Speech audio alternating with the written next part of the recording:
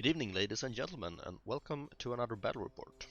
Another skirmish game with my trusty Inquisitors. So it's the Holy Orders versus the Hybrid Elves, the Warholes, and the Vampire Covenant. So same as last time. This is my warband, and as you can see, the Veil Serpent is back in town, Quanek. We also have my two Martyrs, Flaglance with Flails, 3 attacks and strength 6 with their flails. The Sunblessed, another Flaglant with a Buckler and a Morningstar, also 3 attacks. My trusty dog, Ullur. No Agnello, my Order Initiate with a dagger and a sword. The other Order Initiate, Mariano della Pana, I think that was his name, with a crossbow and ballistic skill 4, so he's quite good at shooting. Sister Hildegard, my prelate, with a great weapon, and the general, the leader, Gila Gonzalez, with a pistol, a dueling pistol, and a sword, and the nimble skill, so she can shoot after marching, which is quite nice. The Dwarven holes that I'm facing off against. So we have the large contingent of boars, or truffle seekers, as they are probably gonna be renamed someday.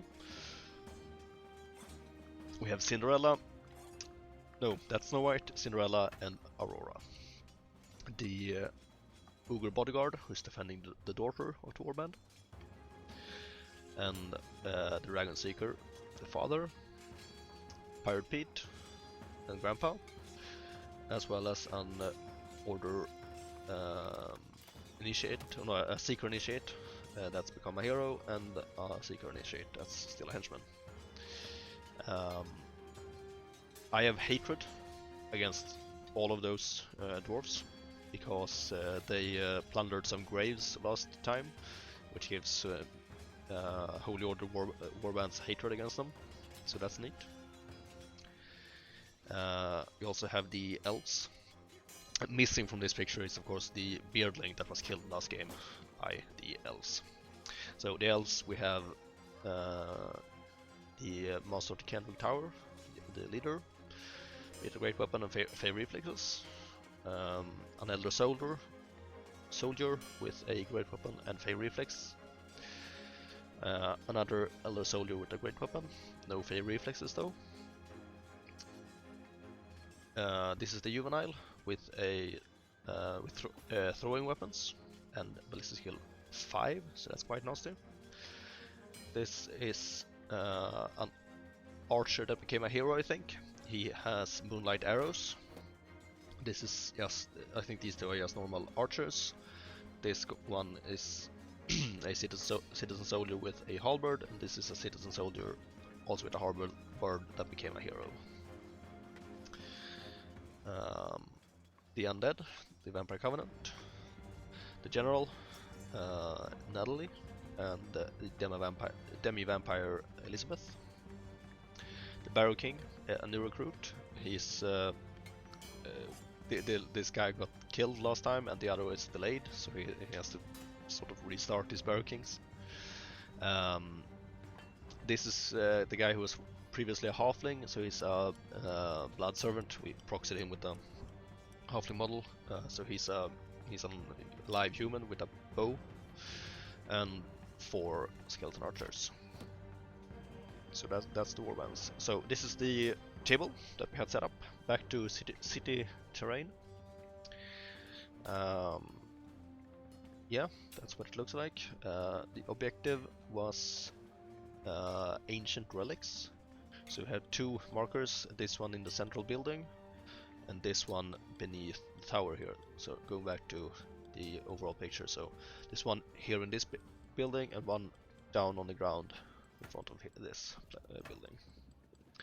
So those are large objective markers, so you can carry them using 2 models. If you do, you gain minimized rolls on route checks, so you have a greater chance of sticking around. And you if you have them, or if you claim them, you gain 40 points and an extra die on the exploration roll. So quite valuable. Yeah, that's what it looks like. So deployment. I went first and deployed my warband like this. The Whale Serpent going up front, some fire support in the back, main infantry here, and then another, the Sunblast and the dog going up on this flank behind the building.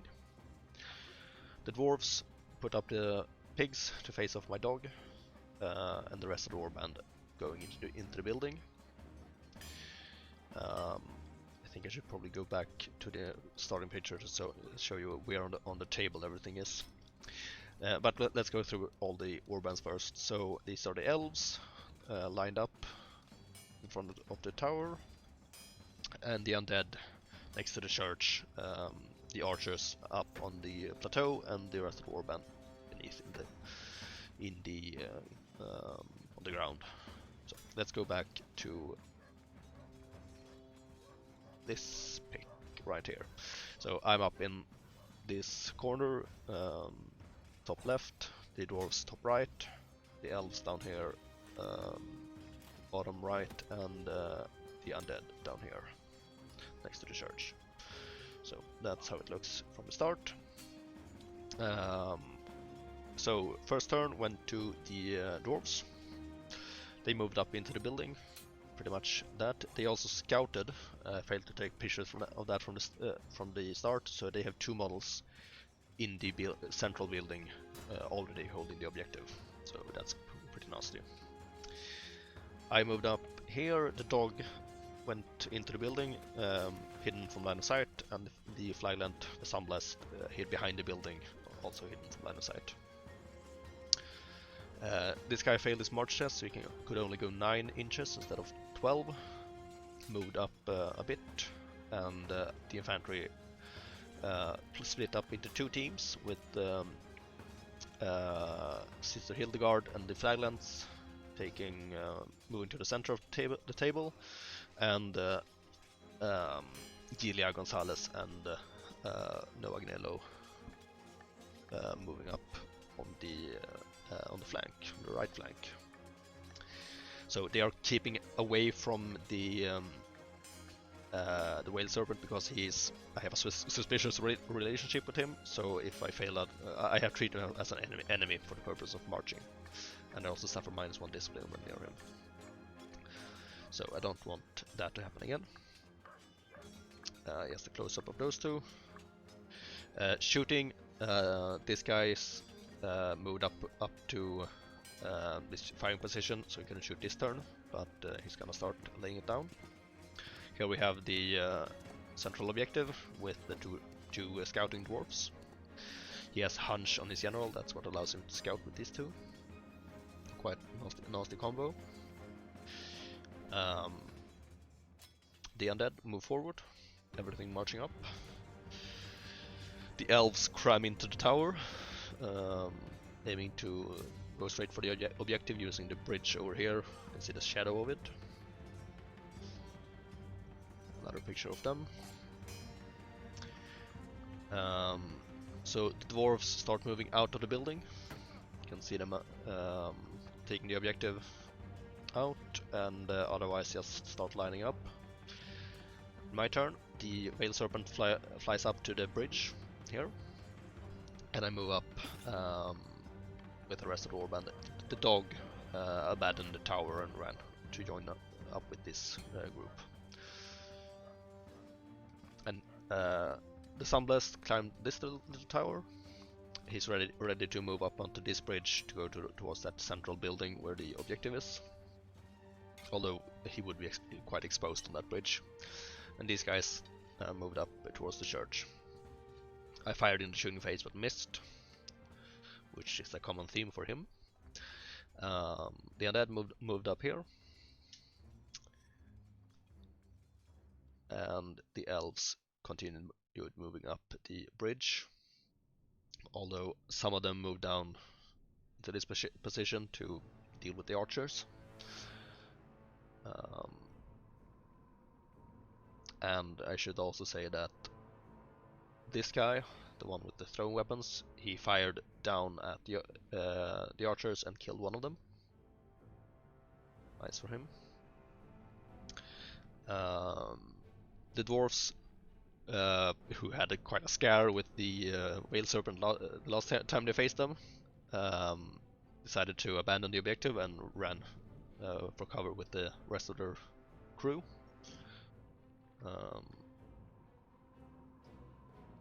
One of them jumped down, the other didn't reach the edge, so he's quite exposed. And I moved the whale serpent up to the objective. I can't do anything with it. He's not scoring, so I can't carry it even if I had a pal to help him. And otherwise, I moved up these guys. These two are ready to climb up to this plateau. Should probably move this guy up as well. Don't know why I didn't.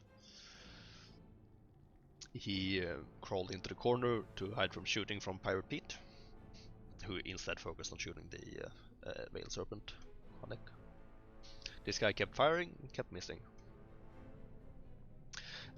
The three archers that remained, one of them moved back a little bit, and all three of them fired and killed the juvenile in return. So some quite dangerous shooting so far in this game. Down below you can see he's the Barrow King. You can't actually see him, but he's underneath the bridge here in contact with the marker, as is the Blood Servant, so he's gonna start carrying that. The elves fired a shot at the Veil Serpent, taking off 4 wounds, or health points rather. And the elves also charged into the skeletons here. You can see one of the guys is in the shadow here of the building, and they killed the skeleton. And now we skipped over the dwarves and my turn, but the Vampire Covenant player decided to rout instead, because he was in contact with the objective, so he had a 2-up chance to carry it with him, and he did so. So he's out of the game quite early, but he got him on objective, so quite a nice game for him actually, although perhaps he didn't get to do that much, but he for the campaign is really good for him. We also rolled up a random happening. Some plague victims appeared in the building underneath the Sunblessed. So these guys are quite fun. You can either kill them, you get practically nothing for it. They will chase after you, humans, elves and dwarves in particular, to try and seek help. And you can choose to help them, and then you gain experience. But you also become contagious, which means that you have to roll a die at the end of the game and see if what kind of symptoms you get. And on a 1, there's a big chance that you die. On a 2 to 5, you are delayed next round, and on a 6, you're okay. But what's really interesting with it though is that you become contagious, and then that contagion spreads to everything you come in base contact with, so you can affect quite a lot with it. But these three will just follow the Sunblessed, because he's the closest guy around. So that the dwarves rolled up that. In my turn, that we didn't see, that I skipped, I moved the Veil Serpent over here. Decided that the heat was not worth it, so I wanted to relax a bit. The ogre climbed up and now in his turn moved up to the objective. The elves have moved up here, you can see, looking down at the objective. And then in my turn I decided to, no wait, I'm gonna be in the game anyway, the Veil Serpent. So he charged up onto the bridge into the rear of the ogre. Not that it matters that it's the rear. And the dog decided he had moved up here and then moved back to try and help out the Sunblessed with the plague victims, basically. These guys had made it up into the church and moved over here. One of the elves had managed to climb up into this building. I fired my pistol at the elf down here, but missed. So that's a shame. He charged with the elf, and then he moved up some archers over here and fired and killed the guy with the moonlight arrows. I think killed my general, Gila Gonzalez. And in combat, this guy just murdered my dude, despite resilience 4 on him actually. So that didn't turn out well. Here, all the plague victims charged into the Sunblessed, and he decided to help him out. So he got 3 extra experience, but he was contagious, as you can see here. Then he moved out into the open to face down the army of boars. Probably a bad idea, but I wanted to create a swine flu. And I also placed the dog up here to be able to intercept at least one of the boars, or no, exactly one of the boars, to make sure that he didn't get too swarmed. This combat with the ogre turned out into a pillow fight. I kept hitting but failed to wound, and he did the same, and the few times he did wound, I passed my 5 up ages, so it was a real pillow fight. The elves moved about a bit. So the boars charged like this, and weirdly enough, you can see here, that's Aurora charged Ullor. She wounded and did 2 health points, and I struck back and killed her. Up on the bridge, things finally started to happen, so I wounded the ogre, brought him down to 7 wounds. He wounded me in return, cost 6 wounds, so I went down to 2 remaining. I was knocked down and then fell from the bridge on this side, so I took 2 hits that wound on 3 up, and luckily one of them failed, so I survived with 1 health point remaining. But the elves were quite happy about that, looking down from above here. In this combat, he failed to hit at the Sunblessed. He has his trusty buckler, and I killed Snow White in return. And Cinderella here became contagious. The elves have moved up into the church, looking down at my flagland, who I had practically forgotten about, but no matter. The Sunblast finished off the last boar, Cinderella, I think that was. So that's nice. I don't get any experience from it, but whatever, because he's a henchman. But he has survived at least, so that's nice. These two I haven't really mentioned, but they moved up into the building here, tried to climb up to make for the objective, but failed a bit, and then they were fired upon, so I retreated them back to take it easy. The Veiled Serpent also retreated here. He has 1 health point remaining, and since he's a supernal, he doesn't recover anything. That's the same picture, but you can see I moved the flagland back a little bit here.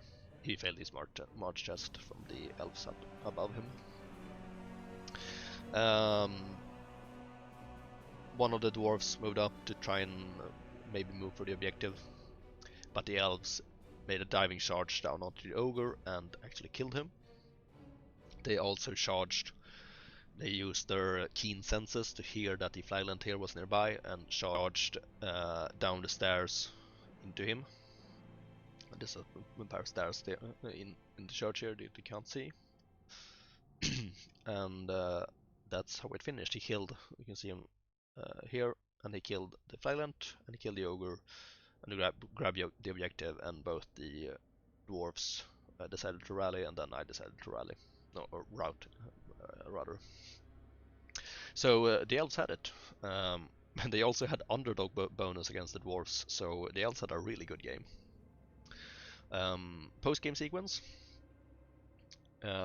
Fortunately, both my heroes and the Thailand that was killed, all of them survived. No events at all.